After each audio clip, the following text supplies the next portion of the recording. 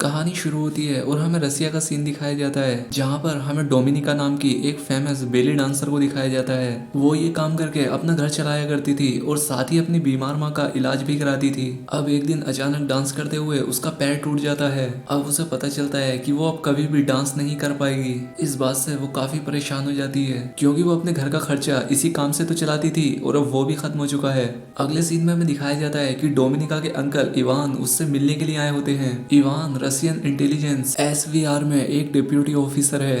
वो यहाँ पर डोमिनिका से एक हेल्प मांगते हैं। अब पहले तो डोमिनिका मना कर देती है, लेकिन डोमिनिका को मनाने के लिए इवान उसे बताता है। वो कहता है कि तुम्हारे पैर का एक्सीडेंट हुआ नहीं था बल्कि वो करवाया गया था और ये एक्सीडेंट तुम्हारी फ्रेंड ने ही किया था जो कि डांसिंग में तुम्हारी जगह लेना चाहती थी। अब ये बात सुनकर डोमिनिका को बहुत दुख होता है और इसके बाद वो अपनी फ्रेंड के पास जाकर उसे बहुत ही बुरी तरीके से मारती है। लेकिन इसके बाद वो काफी परेशान रहने लगती है। अब इसके बाद डोमिनिका अपने अंकल इवान से मिलती है और उससे कहती है कि मैं तुम्हारे साथ काम करने के लिए तैयार हूँ। अब यहाँ पर डोमिनिका को पहला टास्क दिया जाता है। उसे दिमित्री नाम के एक आदमी से मिलकर उससे खुफिया जानकारी इकट्ठी करनी है। दरअसल दिमित्री एक रशियन गैंगस्टर होता है। अब अगले सीन में डोमिनिका तैयार होकर एक होटल में जाती है और यहाँ पर उसे दिमित्री मिलता है।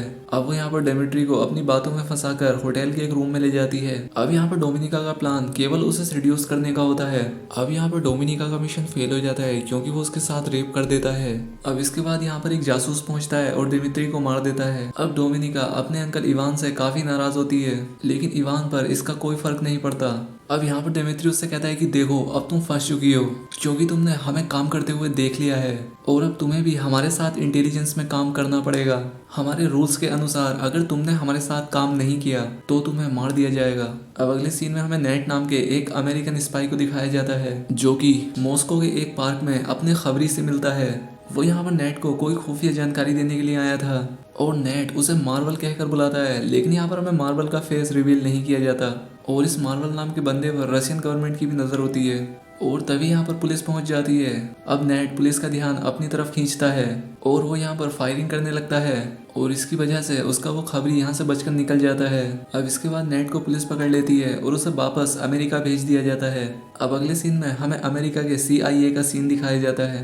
अब क्योंकि नेट वापस रसिया जाना चाहता था, लेकिन CIA उसे बुडापेस्ट भेजने का डिसीजन लेती है ताकि वो वहां रहकर किसी तरह से मार्वल से कांटेक्ट बना सके। अब दूसरे सीन में हमें रसिया का सीन दिखाया जाता है जहां पर नेट की वीडियो फुटेज से इवान और उसके बॉस को समझ आ जाता है कि नेट मार्वल नाम के जिस आदमी को बचा रहा था वो दरअसल रसिया का ही एक खुफिया एजेंट है जो कि रसिया के साथ गद्दारी करके अमेरिका का साथ दे रहा है। अब यहाँ पर उन्हें ये भी पता लग जाता है कि नैश इस वक्त बुडापेस्ट में है।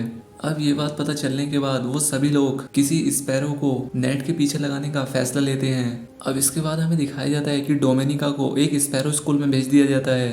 अब क्योंकि रसिया में स्पैरो स्पाई को ही बोला जाता है और इस स्कूल की ट्रेनिंग काफी खतरनाक होती है। यहाँ पर स्पैरो को बहुत कुछ सिखाया जाता था। उन्हें यहाँ पर यह भी सिखाया जाता है कि कैसे अपने टारगेट को सेड्यूस करके उनसे इंफॉर्मेशन बाहर निकलवाई जा सकती है। अब यहाँ पर डोमिनिका इसी तरह से अपनी ट्रेनिंग को पूरा करती है और इसीलिए जनरल व्लादिमीर इवान से मिलकर डिसाइड करते हैं कि डोमिनिका को ही बुडापेस्ट भेजना होगा और यहाँ पर उसका मिशन नेट का भरोसा जीतकर मार्वल के बारे में पता करना था। बुडापेस्ट में डोमिनिका को एक और स्पैरो जिसका नाम मार्था था के साथ रहना था। अब इसके बाद हमें दिखाया जाता है कि डोमिनिका नेट को फॉलो करना शुरू कर देती है। वो यहाँ पर उस स्विमिंग क्लब को भी ज्वाइन कर लेती है जहाँ पर नेट जाया करता था। अब क्योंकि डोमिनिका काफी खूबसूरत होती है इसलिए नेट भी उसे देखना शुरू कर देता है। अब इसके बाद वो डोमिनिका से बात करने के लिए आता है। अब यहाँ पर डोमिनिका भी नेट से अच्छे से बात करती है। अगले दिन जब डोमिनिका स्विमिंग क्लब में जाती है तब उसका आइडेंटिटी कार्ड गायब होता है और उसका वो ID कार्ड नैश ने ही निकलवाया होता है क्योंकि नेट समझ गया था कि डोमिनिका एक रशियन स्पाई है और वो यहाँ पर मार्वल के बारे में ही पता करने के लिए आई होगी। लेकिन फिर भी नेट जानबूझकर डोमिनिका से मिलता रहता है।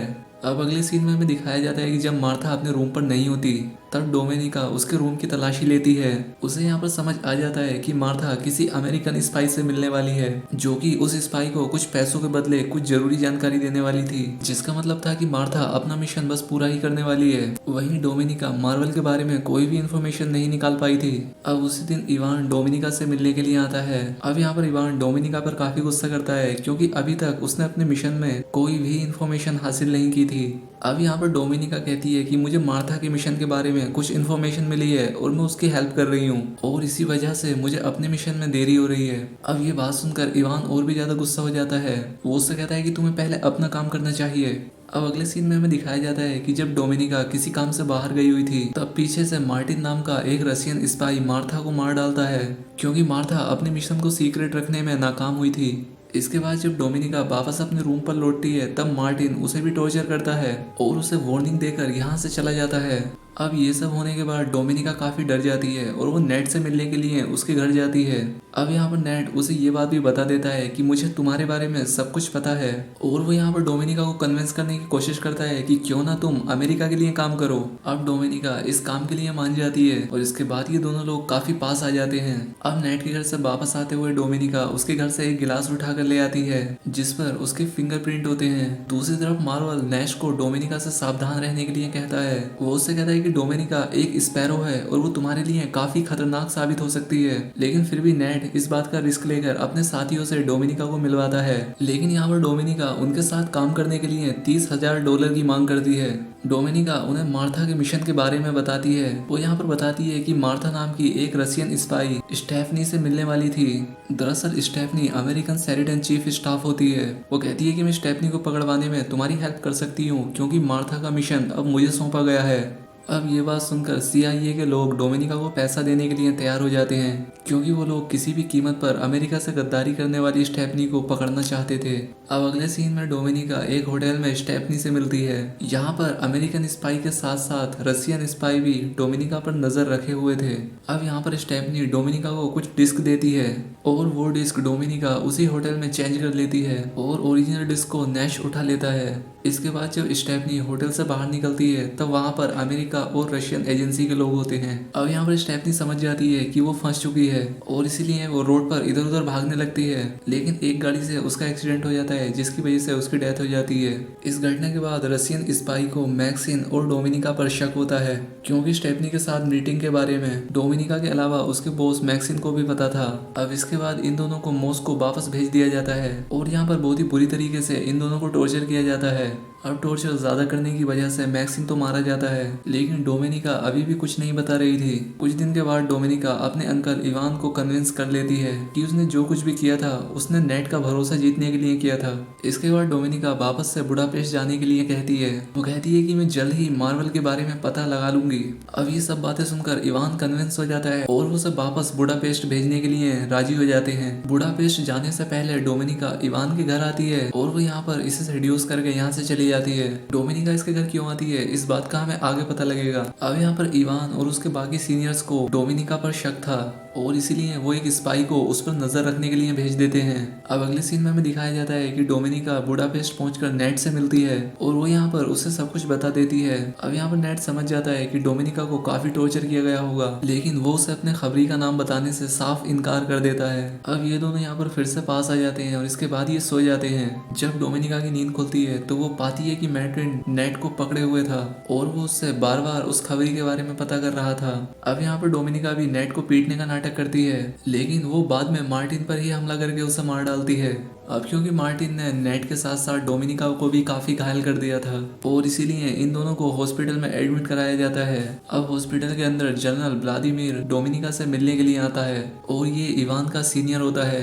वो उससे कहता है कि मुझे पता है कि तुमने ही मार्टिन को मारा है। साथ ही वो डोमिनिका को और भी बातें बताता है जो कि उसने रसिया से छिपाई थी, लेकिन डोमिनिका इन सब बातों से इनकार करती है। लेकिन बाद में जनरल व्लादिमीर उसे बताता है कि जिस खबरी मार्वल को ढूंढने की तुम कोशिश कर रही हो वो कोई और नहीं है बल्कि मैं खुद हूँ और नेट अब तक मुझे ही बचाने की कोशिश कर रहा था। अब जनरल रसिया से गद्दारी करने की वजह भी इसे बताता है।